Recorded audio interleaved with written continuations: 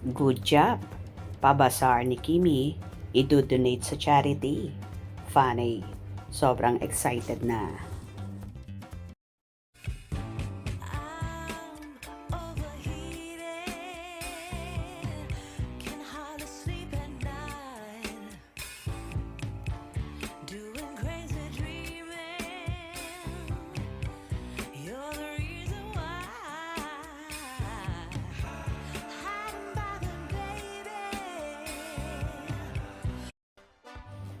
Nagbabawas ng kagamitan si Kim Chiu.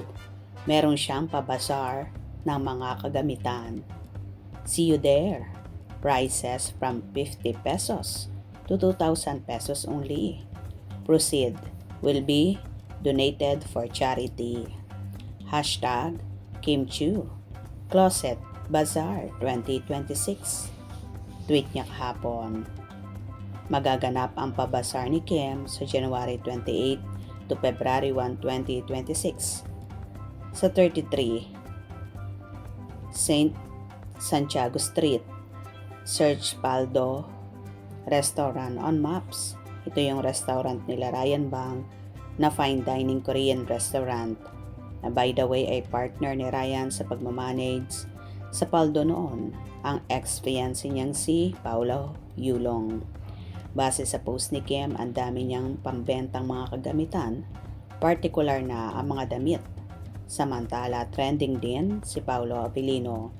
May fans na nagsasabing namimiss raw nilang magkasama ang dalawa, pero may comment namang endgame na nga sila.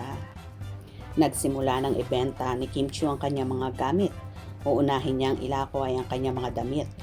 Ibebenta ni Kim ang kanyang mga damit hindi dahil kailangan niya ng pera pambayad sa nawaldas umano ng kanyang kapatid na sila Cam. Pinost ni Kim ang picture ng kanyang mga damit na ibebenta. Dagdag pa ni Kim, closet clean out time. I am having a Kim Chiu closet bazaar. Most of my #OOTD KSYC outfits are up for grabs. Sobrang na-excite naman ang mga fan ni Kim. Kahit hindi kasya sa akin, gusto kong bumili. Wow, love it, mga OOTD ni Kim. Lalo na mga hoodie and long dress. Kahit hindi kasya sa akin, gusto kong bumili niyan. Sugod na. Nakakatuwa naman si Kimi at lahat ng kikitain niya sa pabasar niyang yun ay idodonate niya sa charity. Ganito nga, kaginintuan ang puso ng dalaga kaya naman lalo siyang pinagpapala at umaapaw palagi ang biyaya sa kanya kasi marunong siyang mag-share sa mga nangangailangan. Good job Kimi!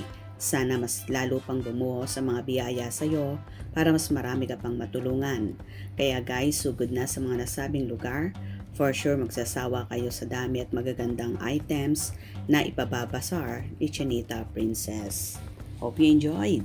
Please subscribe for more info.